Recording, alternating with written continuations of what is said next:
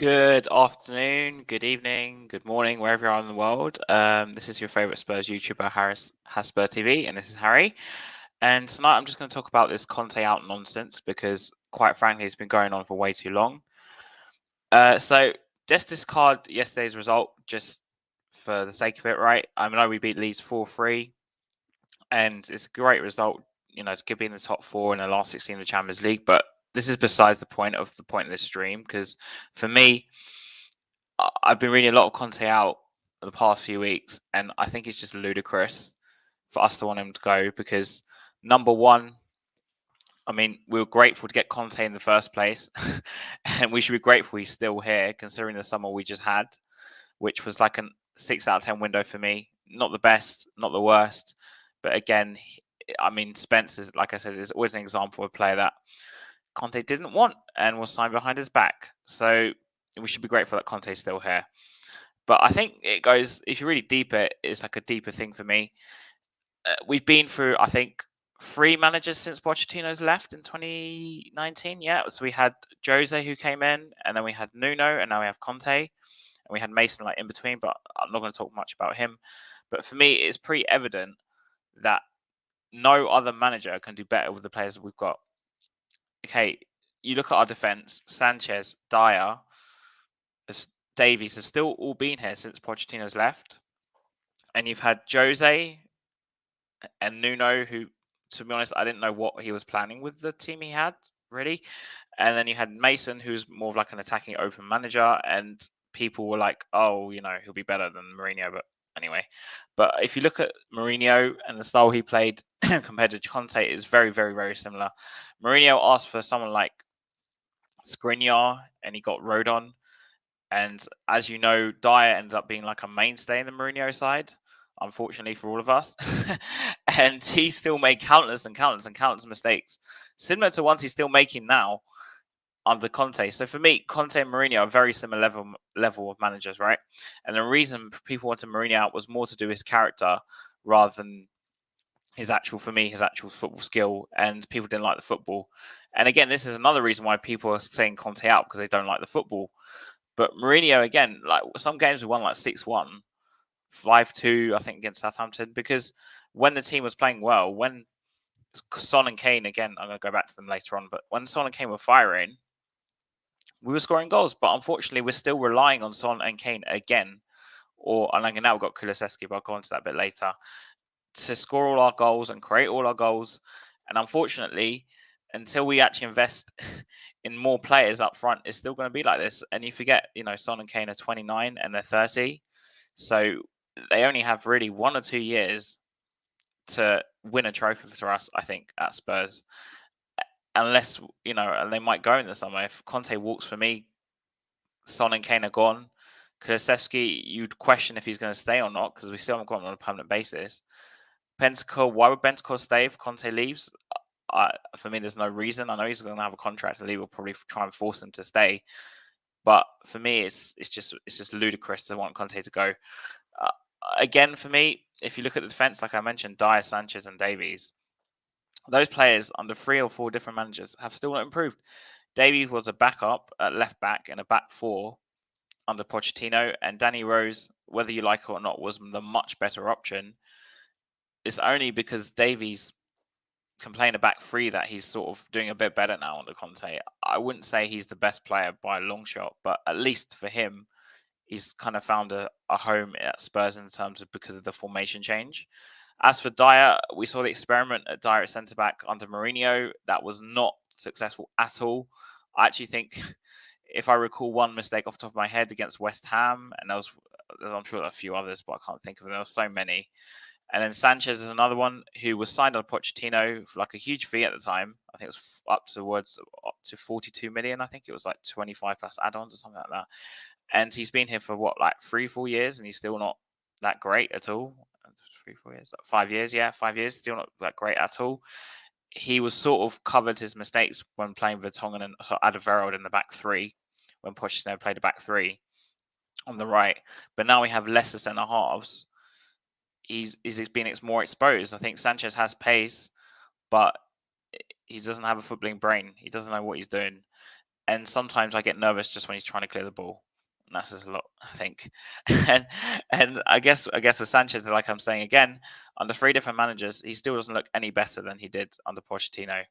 And that's whether to do with the fact that the players are around him or the players that you play. Like I said, Vertonghen and Alderweireld did cover his mistakes, but whether it's to do with just the fact he's just not a good player. I mean, Darren Sanchez and Davies, they're just not good players.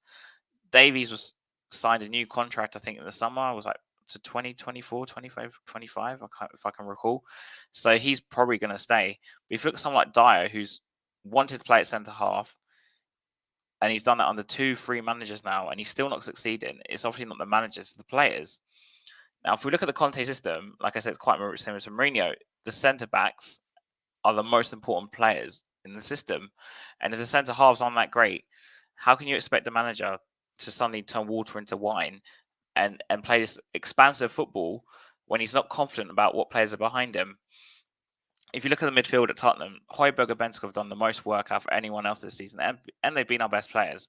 But to me, it shouldn't be any surprise because the people behind him are so bad.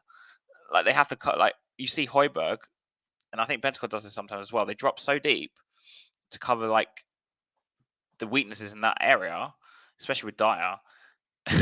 And so it's like that's why we're so far back forward, because it's not because the attack is really bad, it's because the defense is really bad. So naturally, the players playing in front are going to drop deeper because they need to cover for the problem. Like if we concede goals like we did yesterday, we conceded 3 goals, which for me were all avoidable.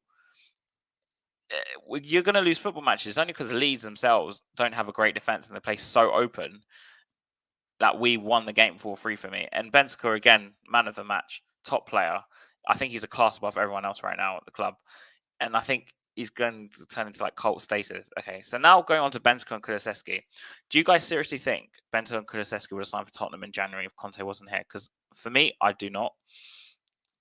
I mean, Bensko is basically Conte's man, along with Højbjerg now. Kulusevski for me he's literally our creativity. If Kulusevski and Bensko didn't come in January, we wouldn't have finished in the top 4. And for me, it's down to Conte. So again, wanting Conte out for me is just absolutely ludicrous. I'm going to go on to another point here. Of course, if the club doesn't back him, I expect Conte to go in the summer. And I think this January coming up in like 2 months, because we have the World Cup in between, is like the biggest January in Tottenham's history. If Spurs don't back Conte, I think he'll walk in the summer. He's only got, I think, six months left on his deal. I know they can extend it by a year, but I think he's gone. And the people calling for Conte to go will get someone like Nuno, that sort of level. Because, I mean, like I said, who can improve on Conte? Conte's won trophies at every single club he's been at. And I said about Mourinho. You can say that about Mourinho as well, apart from Tottenham. But he's a winner. He's won everywhere. And unfortunately, people just need to let him do his job. And until the defenders themselves, the personnel, don't change, I don't know how people can expect us to play very expansive football. If you look at the team that he's had at Chelsea and at Inter Milan, you get Inter Milan's defense. They had Skriniar, De Vrij, and Bastoni. So that's a proper good back three, right? Compared to Dyer, Sanchez, and Davies. I know we've got Romero, but like for me, those are the 3 that have been playing the most.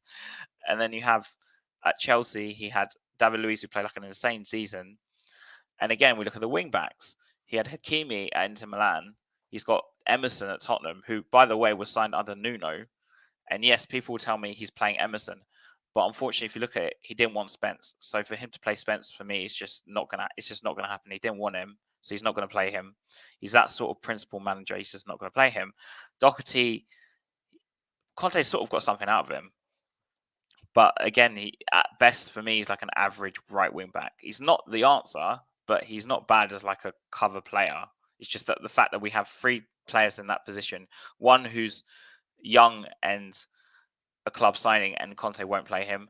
2, Emerson from a previous manager who obviously is not here anymore, but he's probably the most senior of the 3 and the most consistently fit.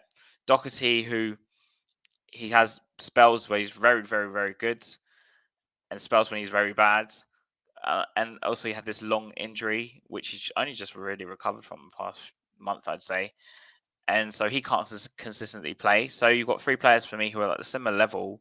And until you upgrade that level on the right-hand side, we're not going to see success. Again, another player, we look at the wing backs on the left. Sessegnon, I know I don't agree with Conte. He doesn't. He likes him, but I really don't.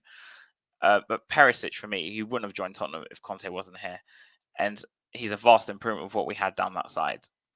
If you can get the same or similar sort of quality even down the right, who's younger, Conte can do stuff.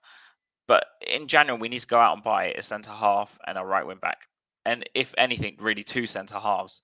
But if we're being realistic, based on last January, 2 players, a centre back and a right wing back, maybe who can play on the left as well or something, is what we need to be going for. And we need players of the quality of Bentancur and Kulusevski. And with Conte in Champions League, we need to use it as like a carrot for these players to come, because there's no point in having Conte in and Conte here if we're not going to do that. I know there's some people who I've watched videos who've said they're basically given up. Spurs are never winning any trophies, blah, blah, blah. And you could probably hear me saying that sometimes. But at the end of the day, we shouldn't give up. And Conte is the man to bring us these trophies that we really, really, really want and we really need. Because unfortunately, we haven't won a trophy for 14 years. Hey, Chris, you're right. And we just like Conte out for me is just ludicrous. And this isn't based, like I said, this isn't based on yesterday's result. For me, it's like a combination of things. We've had these same players in defense under 3 different managers and had the same results. It can't be the managers. We had Mourinho, we had Pochettino, who everyone seems to want back as well anyway. And then they're not going to do any better unless you change the personnel. The results are not going to change. The style of football is not going to change unless you change the personnel. A manager can only do so much. And for me, Conte he's probably the best manager as well that we're going to get. So, okay, so I'm done with this thing. As for the World Cup, I just want to ask you guys. Thanks, Scott. For once you agree with me, I'm going to ask you guys. So, with the World Cup coming up in a week or two, what kind of content do you want me to do? I was thinking of doing stuff like watch-alongs for maybe some games, like the bigger games. I don't know about England when I'll be at home to watch the England games, because I'll probably be at the pub. I don't know, unless you want to see me watch the games at the pub with a drink like this and screaming whatever about England. But yeah, do you want World Cup previews? Do you want World Cup watch-alongs? Do you want me to discuss what Spurs players are doing during the World Cup? I was thinking of doing some segment like that, maybe once a week. Yeah, I mean, Daryl, that's the big question. And for me, it's down to the fact this January, if he doesn't get the players he wants, I can see him leaving in the summer. And for all these people claiming that Conte should go because of the style of football or because he should be playing a different formation and stuff, like, I don't agree with the back 4. With these players we have, we will not survive with a back 4. So, I mean, and again, I'm going to close it off with this, right? If Conte goes, we'll go through the same cycle we go through every single time, every 3 or 4 years, and we're back to square one. The new manager will come in, we'll have a little bounce for like maybe like a month. He might want to bring on even more players than Conte needs already. So we're talking an even bigger rebuilding job that we need to do now. So why? It's hard enough to get Levy to invest even like a dime, let alone like double as much as we'll need under a new manager. Because I'll give an example of this, right? With Perisic, for example, obviously he's a Conte player, he's a Conte signing, but he's 34. Say he brings someone like Pochettino, he won't want to play these older players. Play these older players like Perisic. Where does Perisic fit in a 4-2-3-1 given his age under someone like Pochettino? I don't see. He's not going to play left back. He might play left wing for like a year, if that. And the club might want to get some money back for him if Poch does want him. Again, that's one player who's now surplus. So how many? Like, if you bring in a new manager, how many more players are we going to need to sign? Probably like another 5 on top of the other 5 that we need already. It's just bonkers. Honestly, it's absolutely bonkers. Anyway, I was going to end the stream like this. Come on, you Spurs, and let's enjoy the World Cup with no Tottenham for like